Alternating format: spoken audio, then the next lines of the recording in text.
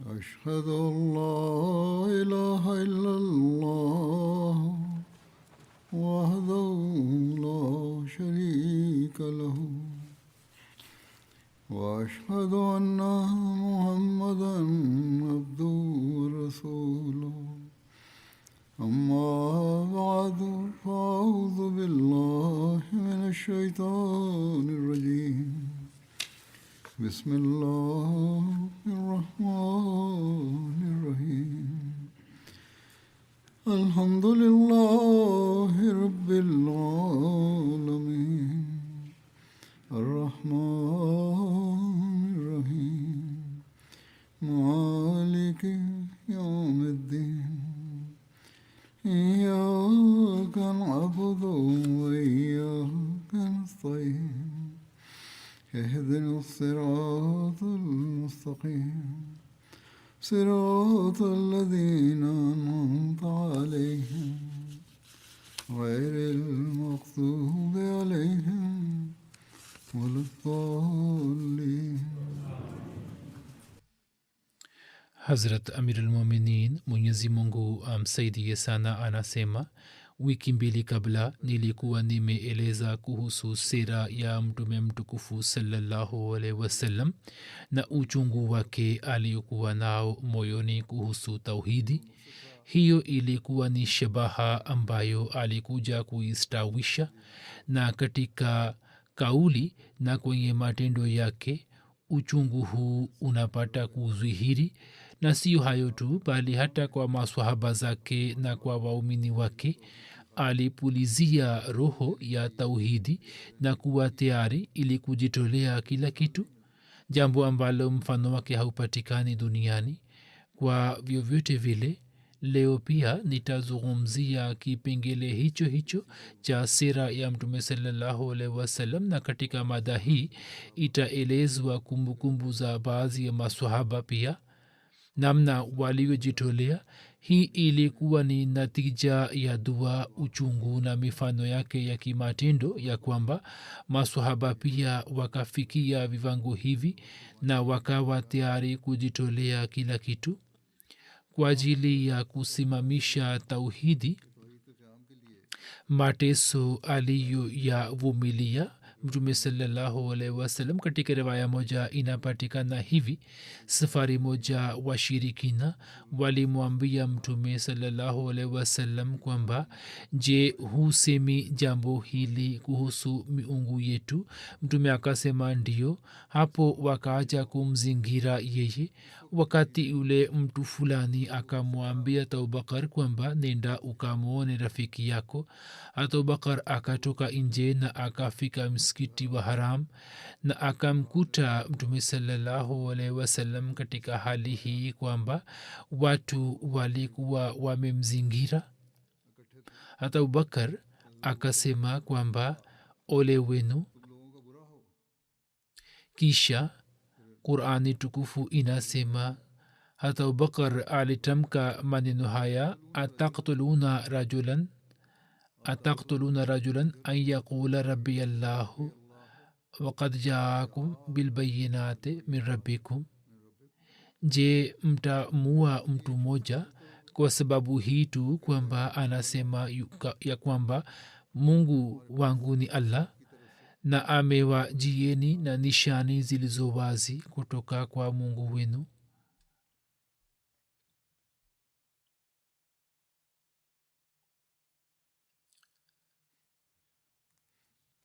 Hapo wao wakamwacha mtume sallallahu alaihi wasallam na wakaelekea kwa Abubakar na wakaanza kumpiga. Binti wa Abubakar, hat Asma, anasema ya kwamba baba yangu akaja nyumbani hali akigusa nywele zake zilikuwa zikija mkononi mwake, yani walimpiga sana hadi nywele zake zikangoka kutoka mizizi. Na Abubakar alikuwa anasema kwamba, tabarakta ya zaljalali walikram, e mwenye jalali na mwenye heshima, wewe ni mwenye mbaraka. Riwaya moja inasema ya kwamba wao wakavuta kwa nguvu kichwa cha mtume salallahu alaihi wasallam na ndevu yake hadi nywele zake nyingi zikangoka. hapo abubakar akaja ili kumwokoa mtume na alikuwa anasema kwamba ataktuluna rajulan an yaqula rabbi allah, je mtamua mtu kosa lake ni hili tu kwamba anasema kwamba allah ni mola wangu. na abubakar alikuwa akilia. hapo mtume salallahu alaihi waalihi wasallam akasema kwamba e abubakar, waache watu hawa, na hapa kwa dhati ambaye uhai wangu u mkononi mwake, nimetumwa kwao ili nijitolee uhai wangu. hapo wakamwacha mtume salallahu alaihi wasallam.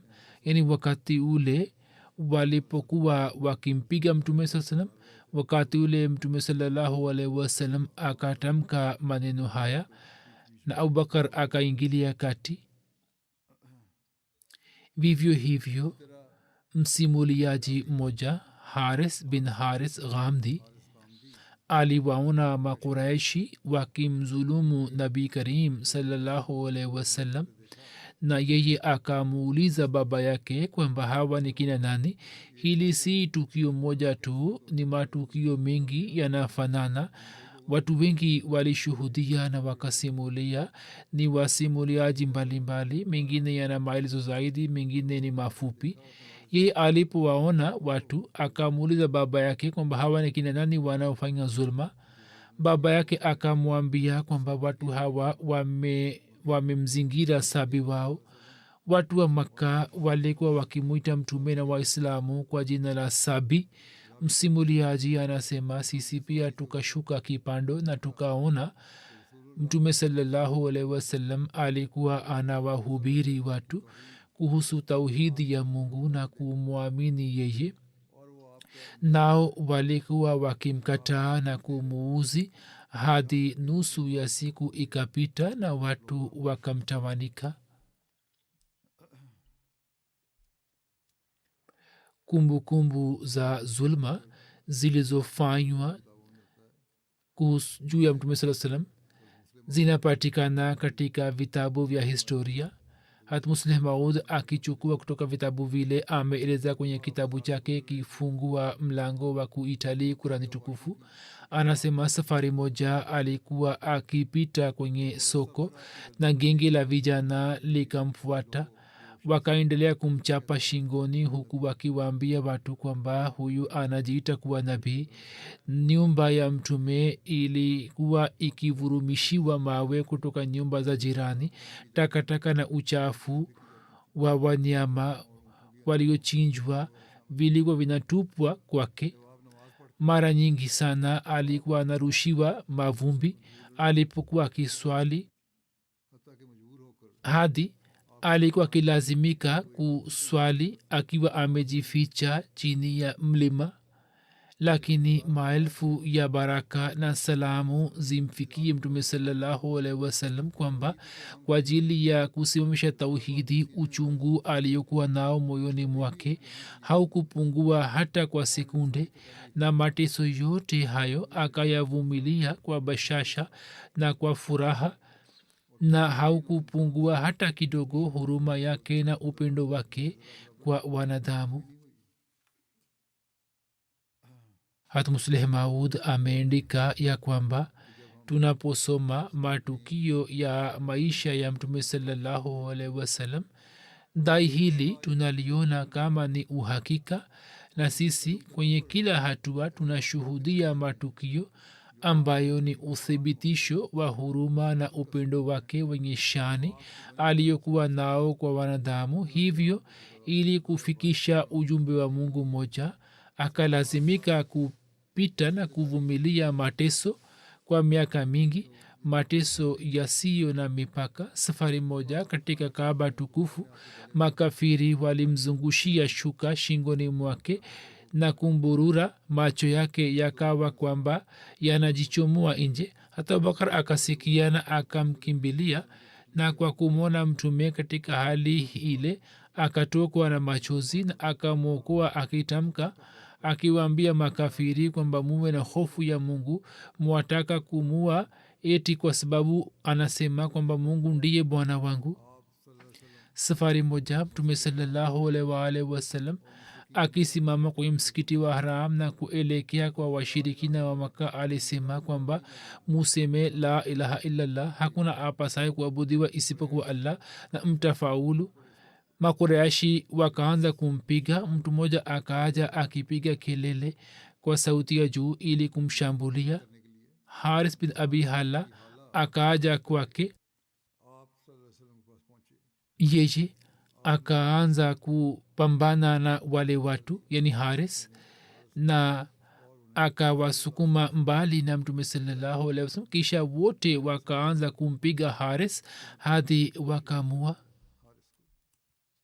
katika kosa la kunadi tauhidi, makafiri wa makka kwa miaka mitatu wakaendelea kuwafunga yeye na familia yake kwenye shabe abi talib na wakawasusia kwa njia zote.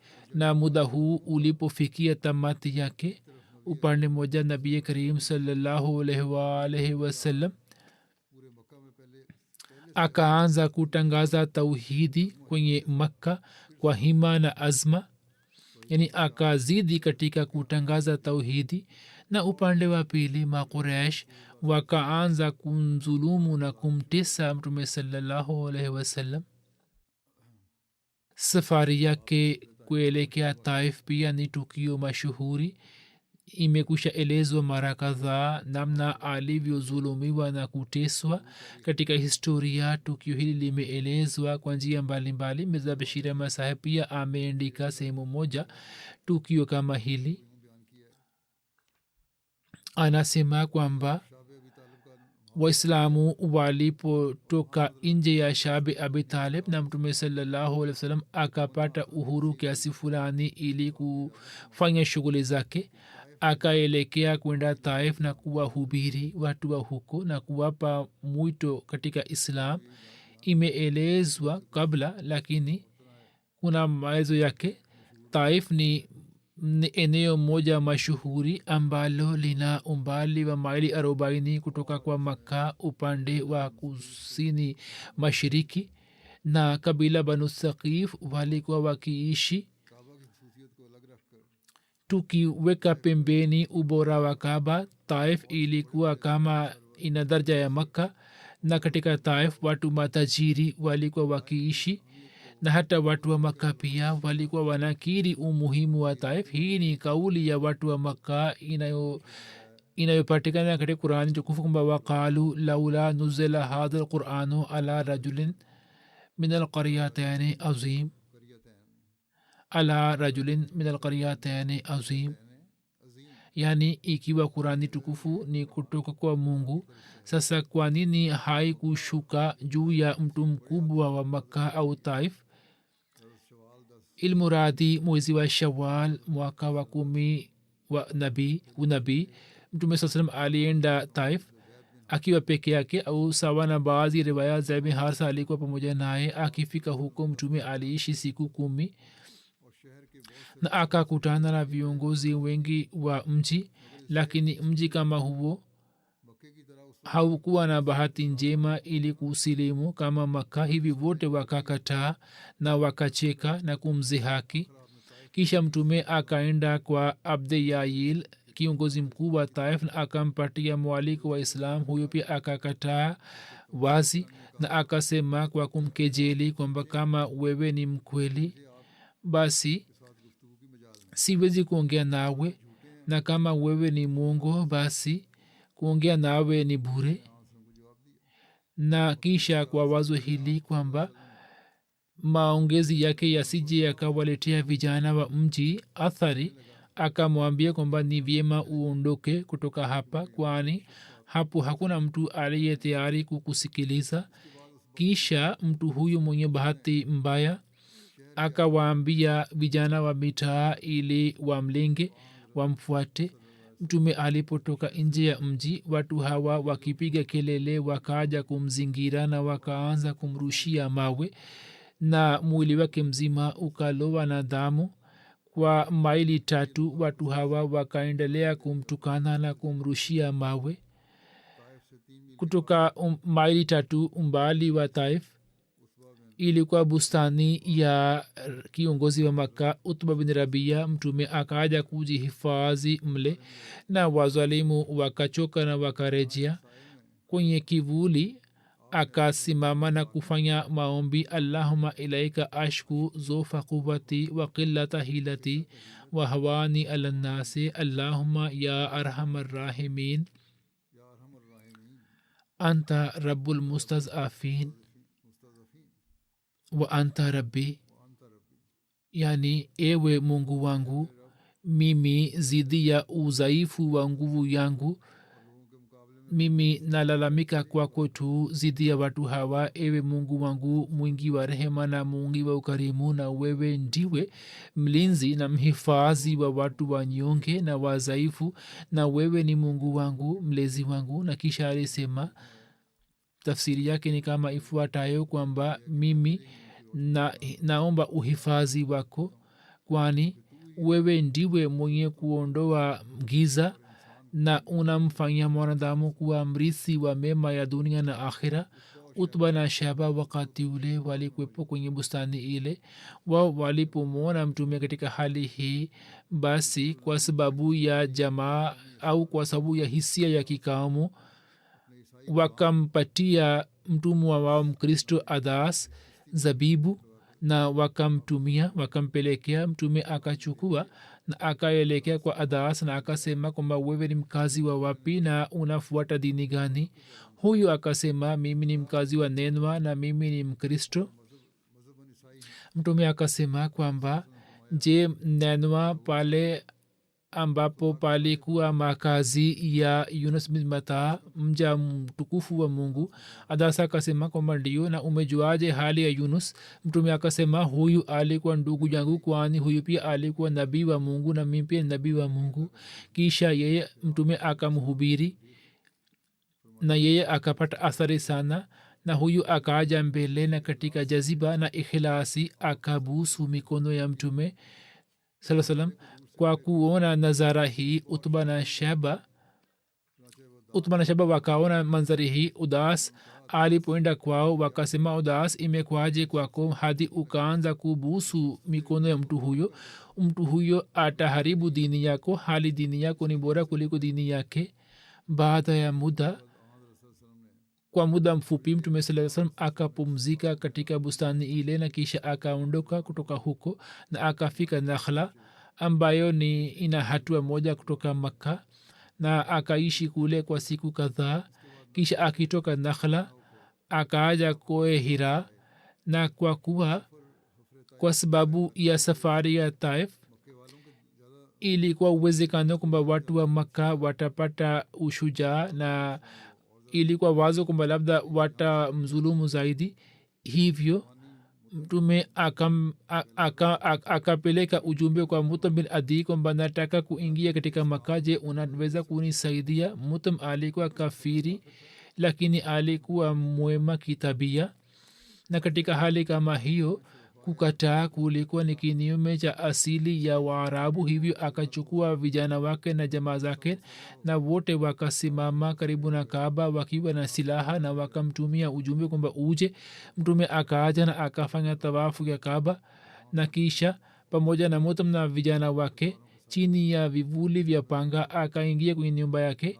Njiani Abu Jehel akamwona Mutam katika hali hii na akashangaa na kusema kwamba, amujirun amtabe, je, wewe umempatia Muhammad uhifadhi au umekuwa chini yake? Mutam akasema kwamba mimi nimemhifadhi tu, sikumfuata. Hapo Abu Jehel akasema kwamba haya basi, hakuna shida.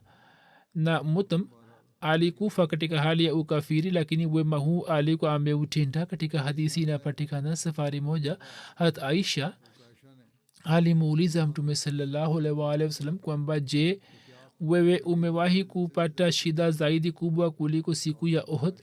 Mtume alisema kwamba, Aisha, kutoka kaumu yako nimeshuhudia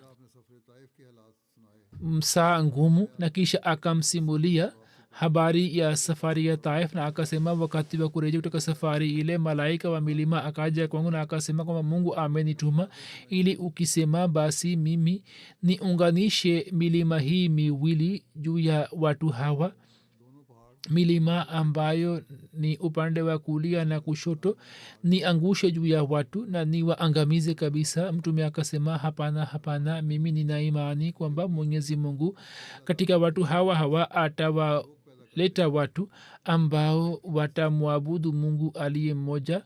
Huruma ya watu ikaja kumtawala na pia alikuwa na yakini kamili kwamba siku moja vizazi vyao watakubali islam na watasimamisha juu ya tauhidi.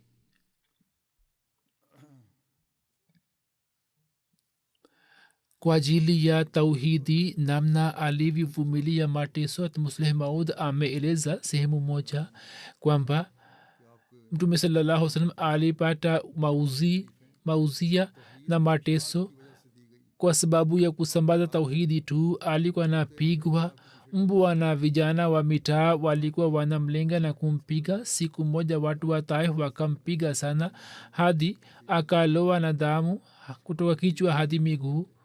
alikuwa anaanguka kwa sababu ya mateso na uchungu, lakini alipokuwa anainuka watu walikuwa wanamrushia mawe. katika hali kama hiyo alikuwa anatamka kwamba ewe mungu uwasamehe, watu hawa hawajui uhakika.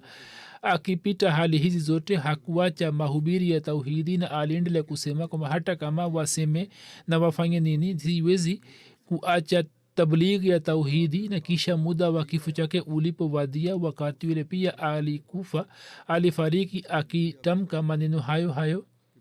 alisema kwamba baada yangu msifanye ushirikina. anasema kwamba mimi naelewa kwamba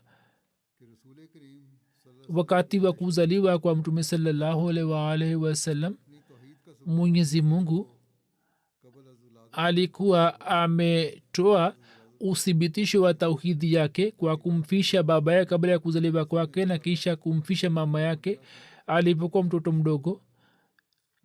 mwanzo wa uhai wake, umri wake, hakuwa na baba wala mama, lakini namna alivyopata mwisho mwema mwenye shani ni uthibitisho mkubwa wa tauhidi.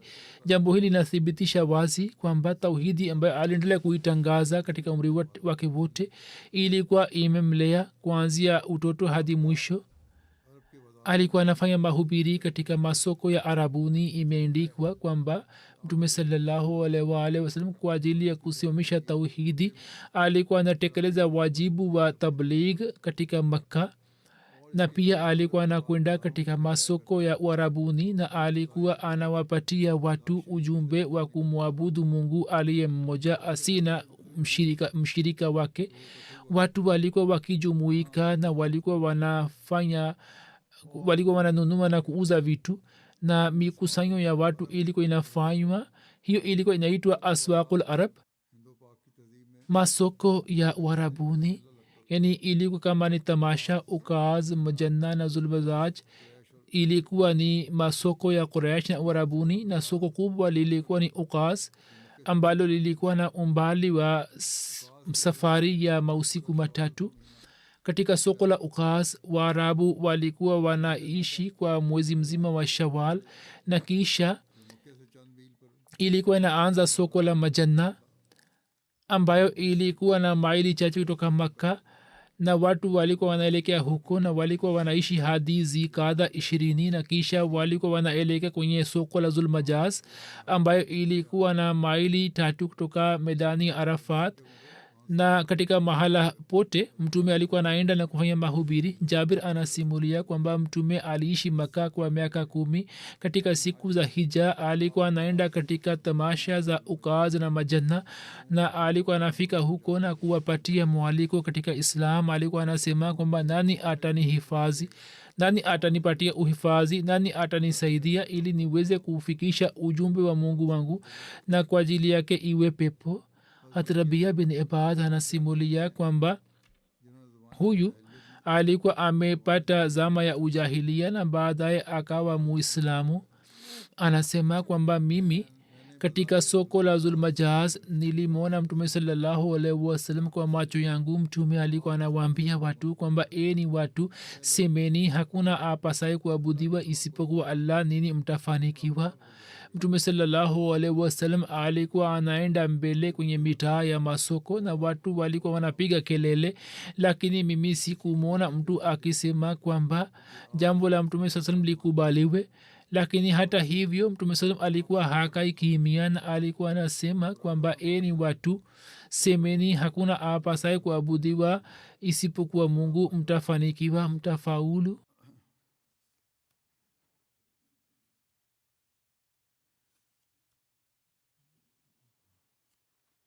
katika juhudi ya kufikisha ujumbe wa tauhidi alilazimika kuvumilia mateso kutoka kwa jamaa zake na watu wengine vile vile.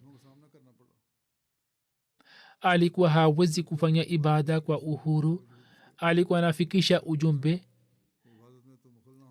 yani watu hawa wasije wakamshambulia, na waliokuwa wakisilimu pia walikuwa wanazulumiwa. hivyo kuhusu swala na namna ibada ilivyokuwa inafanywa, riwaya moja inapatikana katika historia kwamba mtume sallallahu alaihi wa alihi wasallam ali wakienda kwenye pango fulani la mlima wa Makka walikuwa wanaswali wakijificha na watu, na wakaenda kufanya hivyo kwa muda. kisha Abubakar akapata taarifa yake na yeye akawaona wote wawili wakiswali. hapo akamuuliza mtume sallallahu alaihi wasallam, ewe mpwa wangu, hii ni dini gani ambayo umeishika? mtume akasema kwamba ewe baba mdogo, dini hii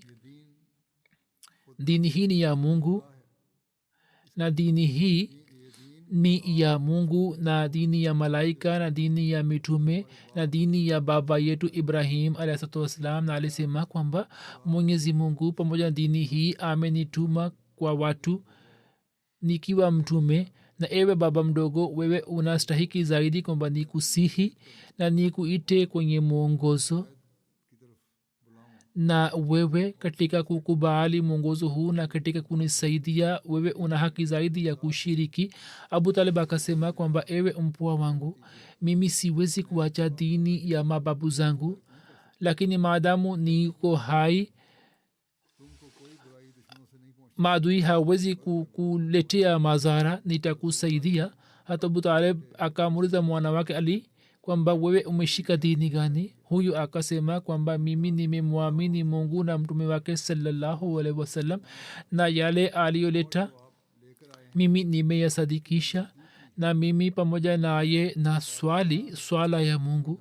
hapo Abu Talib akasema kwamba bila shaka huyu atakuita kwenye kheri tu, hivyo uwe pamoja naye. akamwambia mwana wake kwamba uwe pamoja na mtume. sahaba pia kama nisemavyo, kwa sababu ya kukubali tauhidi walizulumiwa sana. makuraish wa Makka upande mmoja kwa kutengeneza njama zao za kinguvu na kikabila waliendelea kumzuia mtume sallallahu alaihi wasallam ili kuacha kufanya mahubiri, na upande wa pili waliokubali islam wao wakaendelea kumzulumu na kumtesa na wakaendelea kumpiga. namna walivyowatendea, kalamu haina nguvu ya kuandika na mtu hawezi kupata azma ya kuandika, lakini yote yaliyoelezwa yaliyotokea ni jambo ambalo linamtikisa mtu. hata Bilal alipomwamini mtume sasa alikuwa anaadhibiwa kwa namna tofauti. watu walipokuwa wanamtesa Bilal alikuwa anatamka ahad. watu walikuwa wanasema kwamba useme kama sisi tunavyosema. Bilal alikuwa anawapa majibu kwamba ulimi wangu hauwezi kutamsha kama nini mnavyotamka. riwaya nyingine inasema Bilal alipokuwa anaudhiwa na washirikina walikuwa wanafunga nia ili waweze kumpotosha, Bilal alikuwa anasema kwamba Allah Allah. riwaya moja inasema Bilal alipoamini wamiliki wake wakamkamata na wakamlaza juu ya ardhi na wakaweka juu yake ngozi ya ngombe na wakasema mungu wako ni lat na uzza, lakini bilal alikuwa anatamka ahad ahad. abubakar akaenda kwa wamiliki wake na akasema kwamba nini, hadi muda gani mtaendelea kumuuzi mtu huyu? hat bilal hat abubakar akamnunua bilal kwa okia 7 na akamwacha huru. okia moja inakuwa sawa na dirhamu 40, yani hata abubakar akamnunua kwa dirhamu 280 na akamwacha huru. hasamia amar bin yasir, khubab na watumwa wengi, kina mama na kina baba waliendelea kuzulumiwa na makafiri, na kosa lao lilikuwa ni kuamini tauhidi. makafiri wa makka walikuwa wana wazulumu waislamu wazaifu. hata zati ya mtume sasa pia haikusalimika kama ilivyoelezwa kabla. na kama tuone basi mtume sallallahu alaihi wasallam alazimika kuvumilia mateso na zulma na shida na uchungu zaidi kuliko wote. hiyo pia ilikuwa ni huzuni na uchungu moja kwamba mtu ambaye jina lake lilikuwa muhammad sallallahu alaihi wasallam, yani mtu mwenye aliyesifiwa sana, watu walikuwa wanaharibu jina lake na kumuita kwa jina la muzammam, yani mwenye kulaumiwa. mungu apishe mbali. mtu ambaye alikuwa mtu mkweli kuliko wote katika kijiji hiki alikuwa anaitwa mwongo. mtu ambaye alikuwa anawatakia watu wote kheri alikuwa anaitwa mdanganifu na mwenye kupenda uchoyo. mtu ambaye alikuwa amejitolea maisha yake yote kwa ajili ya kaumu na kwa ajili ya kuwarekebisha alikuwa anaitwa majnun, mwenda wazimu na mgonjwa. na saa nyingine walikuwa wanatia shuka kwenye shingo yake na walikuwa wanaburura, ilikuwa karibu kwamba afe. na mara alikuwa anarushiwa mawe na mara alikuwa anatupwa uchafu. urwa bin zubair alisimulia kwamba mimi nikamuuliza abdullah bin amr bin as kwamba uniambie kuhusu matendo ya washirikina, namna wao walivyomtendea mtume sallallahu alaihi wasallam. ye akasema kwamba safari moja nabii sallallahu alaihi wasallam alikuwepo katika msikiti wa haram karibu na hatim, yani hatim ni ukuta ambao ni katika khanakaba. alikuwa na swali pale. ukba bin abi muayt akaja na akatia shuka kwenye shingo yake na akaanza kuburura. abubakar akafika huko na akaja kumsukuma ukba nyuma na akamwokoa mtume sallallahu alaihi wasallam kutoka kwake, na akasema kwamba ataktula rajulan an yaqula rabbi allah, je mnamua mtu ambaye anasema kwamba mola wangu ni allah?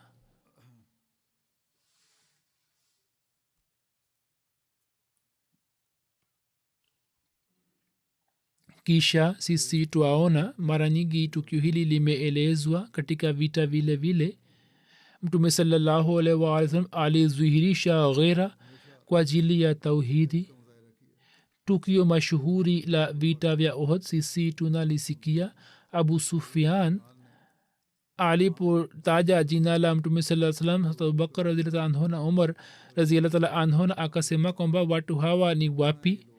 lakini mtume sallallahu alaihi wasallam akawaambia kwamba msimpe jibu, kwani wakati ule kumpatia jibu kungeweza kuwatia waislamu katika hatari. hivyo mtume akawaambia wakae kimya. hapo abu sufyan akasema kwamba hubal apate daraja. alipotamka maneno hayo nabii akasema kwamba nini mumpatie jibu? maswahaba wakasema kwamba tujibuje? mtume akasema semeni allah ni mkubwa na mtukufu kuliko wote. abu sufyan akasema kwamba sisi tuna uzza na hakuna uzza kwa ajili yenu. nabii sallallahu alaihi wasallam akasema kwamba mumpatie jibu. wakasema kwamba sisi tuseme nini? akasema kwamba semeni allah ni msaidizi wetu na nini hamna msaidizi yeyote. swala la dhati na tauhidi ya mungu lilipoibuka hakujali hatari yoyote. hivyo hiyo ilikuwa ni ghera ya tauhidi kwamba akawaambia maswahaba kwamba semeni allahu ala wa ajal, allahu ala wa ajal. wewe unasema uongo, abu sufyan unasema uongo, hubal shani yake si juu bali allah ni mmoja asiye na mshirika na ni mwenye heshima na shani yake ni juu. naweka mbele yenu maandiko ya masihi maud. Ni maandiko ambayo yanastahiki kusomwa mara kwa mara na kusikilizwa. Yanatufahamisha kuhusu tauhidi na daraja ya mtume sallallahu alaihi wasallam, namna ambavyo tunaweza kujua kuhusu tauhidi. Anasema kwamba daima namstajabia sana nabii huyu mwarabu aitwaye Muhammad, maelfu ya baraka na amani vive juu yake. Cheo chake kilinyanyuka kiasi gani mtu hawezi kukisia upeo wa mwisho wa daraja yake, wala si kazi ya binadamu kufahamu vina na undani wa athari ya hulka zake zitukuzazo. Kumbe daraja yake iliyonyanyuka sana haikufahamika vyema. Ule umoja wa Mungu ambao tayari ulikuwa umetoweka juu ya uso wa ardhi ukapandwa upya na huyu mshindi wa washindi. Alimpenda Mungu kupindukia, na ndivyo moyo wake ulivyoyeyuka kwa kuwahurumia wanadamu. Ndiyo maana Mungu aliyejua sana ubora uliofichana moyoni mwake akamnyanyua kuliko manabii wote na watu wote wa zamani na wale wataka kuja nyuma yake, na akamtimizia matumaini ya moyo wake katika maisha yake. Huo ni uzuri wa jambo hili, ya kwamba alimpenda Mwenyezi Mungu na viumbe wake kwa kupindukia, na akafanya hivyo ili waje karibu na Allah, wasimame juu ya tauhidi na waboreshe dunia na akhira yao. Anasema kwamba ndiye aliye chemchem ya kila fadhili, na mtu anayedai kuwa na ubora wowote bila kukiri kujinufaisha naye si mwanadamu bali ni kizazi cha shetani, kwani ufunguo wa kila ubora amejaaliwa yeye na amepewa hazina ya kila maarifa. Mtu asiyepata kwa kutumia njia yake ni mtu anayekosa daima dawamu. Sisi kitu wala hatuna thamani yote. Sisi tutakuwa wenye kukataa neema tusipokiri hili kwamba tauhidi ya kweli sisi tumeipata kwa kumpitia nabii huyo, na utambuzi wa Mungu aliye hai tumeupata kwa kumpitia nabii huyo kamili na kwa nuru yake. Na hata heshima ya kupata nafasi ya kuongea na Mwenyezi Mungu, kitu ambacho kwa kupitia kwacho tunaona uso wake, tumejaaliwa kwa sababu ya nabii huyo mtukufu. Mwala wa jua lile la mwongozo unatuangazia na tunaweza kuwa na nuru maadamu tumesimama mbele yake. Basi ili kumfikia Mwenyezi Mungu na ili kutambua tauhidi ya kweli, sasa mtume sasa ndiye njia pekee. Anasema watu ambao wameshika wazo hili potofu kwamba mtu asiye mwamini mtume sallallahu alaihi wasallam au akiritadi na awe amesimama juu ya tauhidi na awe anakiri kuwa Mungu ni moja asiye na mshirika, yeye pia atapata wokovu, na kwa sababu ya kutokuamini au kuritadi hatapata madhara yote. Watu hawa kwa hakika hawana habari ya uhakika wa tauhidi. Kwa kuelewa kuwa Mungu ni moja, mtu hawezi kupata wokovu, bali wokovu inategemea mambo mawili. Namba moja, kwa yakini kamili mtu aamini juu ya dhati ya Mungu na umoja wake, na namba mbili kwamba alisema kwamba upendo kamili wa Mwenyezi Mungu mwenye shani upenye moyoni mwake, ambao natija yake iwe hivi ya kwamba utii wa Mwenyezi Mungu uwe sababu ya raha yake, ambayo bila utii asiweze kuishi. Yani azame kiasi hicho katika utii, na upendo wake ufute mapenzi ya miungu yote. Hiyo ndiyo tauhidi ya kweli ambayo mtu hawezi kuipata isipokuwa kwa kumfuata mtume wetu mtukufu sallallahu alaihi wasallam. Kwa nini hawezi kupata? Jibu lake ni hili kwamba dhati ya Mungu ni dhati aliye ghaibu na ni nyuma ya mapazia, ambaye akili za kibinadamu haziwezi kumgundua kwa nguvu zake tu, na hoja yoyote ya kiakili haiwezi kuwa dalili imara juu ya uwepo wake, kwani mbio ya akili na juhudi inakuja kuishia hapa tu, kwamba kwa kuona nizamu ya ulimwengu huu akili ihisi haja ya mtengenezaji, lakini kuhisi haja ni kitu kingine na kufikia daraja ile ya yakini ni kitu kingine. Yani haja ambayo akili imehisi kuhusu uwepo wa mungu kwa kweli yupo. Kusema tu kwamba ulimwengu huu unapaswa kuwa na mtengenezaji hakutoshi, bali kwa kweli yupo na ni nani na ni mungu aliye hai. Kama akili inataka kujua hiyo, basi elimu hii itapatikana kwa kujiunga na mtume Muhammad sallallahu alaihi wasallam pekee. Alisema kwamba kwa kuwa njia inayotumiwa na akili ina kasoro isiyo kamili na ina mashaka, hivyo kila mwana falsafa hawezi kumtambua mungu kwa kupitia akili pekee, bali watu wa namna hii mara nyingi wanapojaribu kumtambua mungu mwishowe wanakuwa madhaharia na kutafakari juu ya vitu vilivyo katika mbingu na ardhi hawezi kuwafaidisha chochote.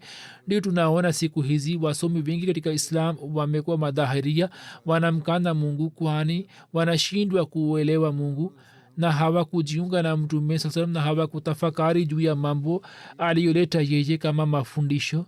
Alisema kwamba wao wanacheka juu ya watu kamili wa mungu na kuwadhihaki, na wanahoja hii kwamba katika dunia vinapatikana maelfu ya vitu ambavyo hatuoni faida yake, ambavyo kwa mujibu wa tahkiki yetu ya kiakili haithibitiki kitu ambacho kiashirie juu ya mtengenezaji wake, bali vipo vitu ambavyo vinapatikana katika dunia hii na ni bure. Ni masikitiko kwamba wao hawajui. Wanatoa hoja wakisema kwamba hakuna mtengenezaji, kila kitu si lazima kiwe na faida, kwani hawajui kuhusu faida yake na hawana elimu. Ndiyo maana wanaongelea hivi. Anasema kwamba kwa masikitiko makubwa watu hawa hawajui, wapumbavu hawa hawajui kwamba kukosa elimu si dalili ya kutokupatikana kwa kitu. Malaki ya watu wenye mawazo hayo wanapatikana katika zama hizi, ambao katika fikra yao wanajielewa kuwa wenye akili na busara, lakini wanakana zati ya mungu. Sasa ni dhahiri shahiri kama wangepata dalili yote imara ya kiakili wasingekana mungu, na kama hoja yote ya kiakili kuhusu zati ya mungu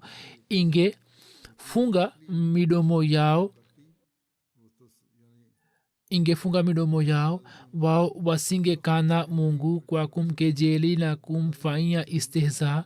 Basi mtu yote kwa kuketi katika safina ya wanafalsafa hawezi kuokoka katika tufani ya mashaka, bali lazima ataghariki, atazama na hataweza kupata kamwe kinywaji cha tauhidi halisi. Sasa fikirini kuwa wazo hili ni potofu na lenye kunuka kiasi kwamba bila kumtumia dhati ya nabii sallallahu alaihi wasallam mtu anaweza kupata tauhidi na anaweza kupata wokovu.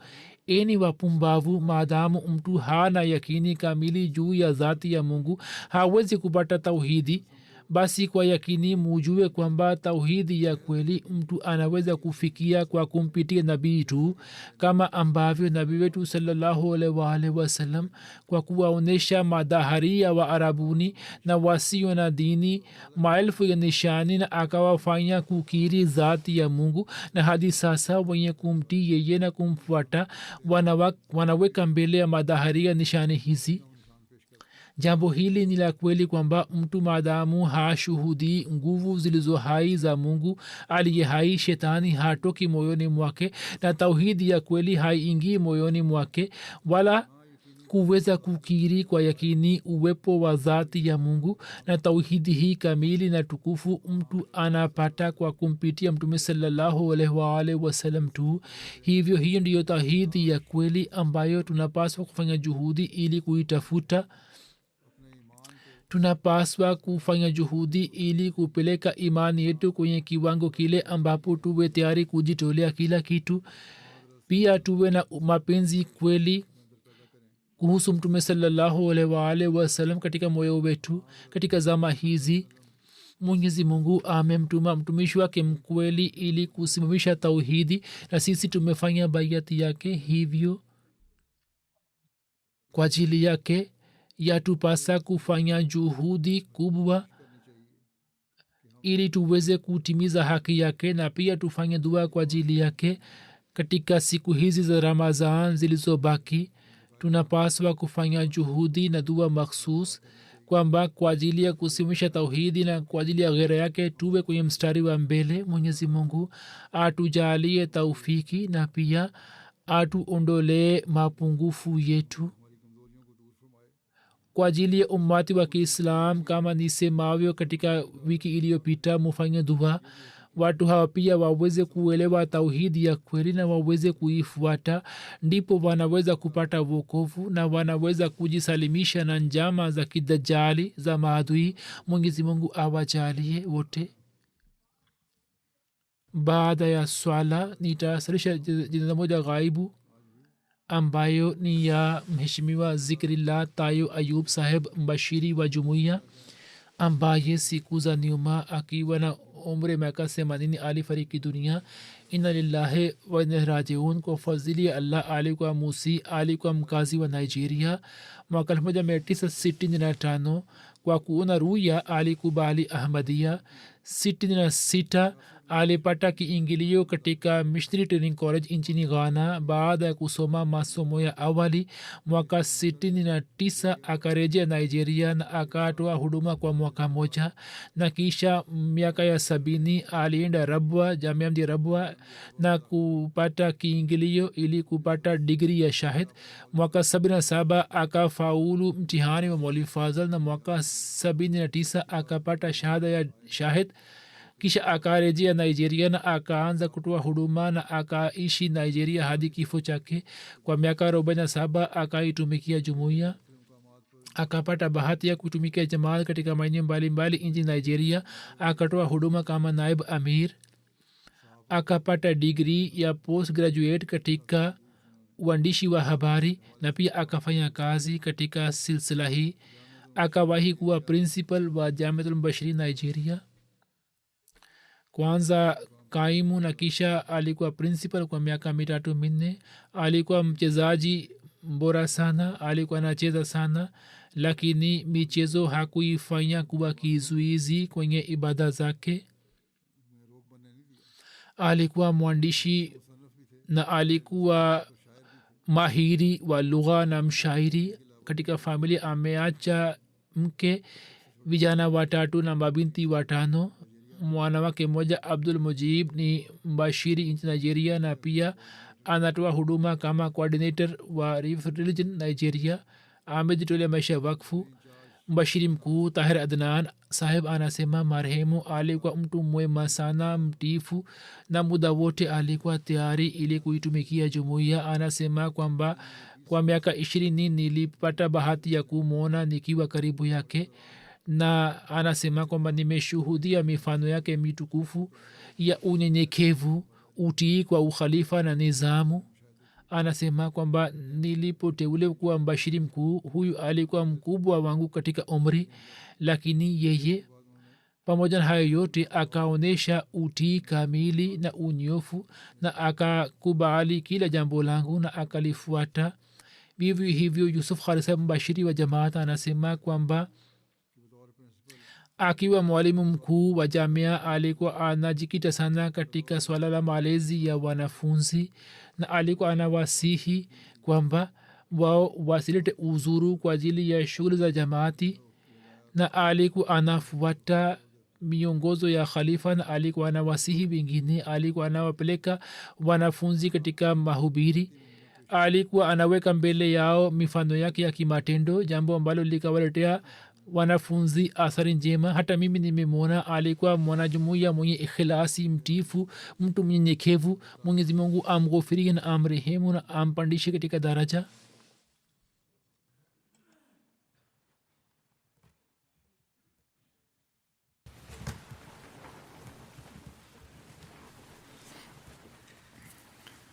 Alhamdulillah, alhamdulillah, nahmaduhu wa nasta'inuhu wa nastaghfiruh wa nu'minu bihi wa natawakkalu alayhi wa na'udhu billahi min shururi anfusina wa min sayyiati a'malina.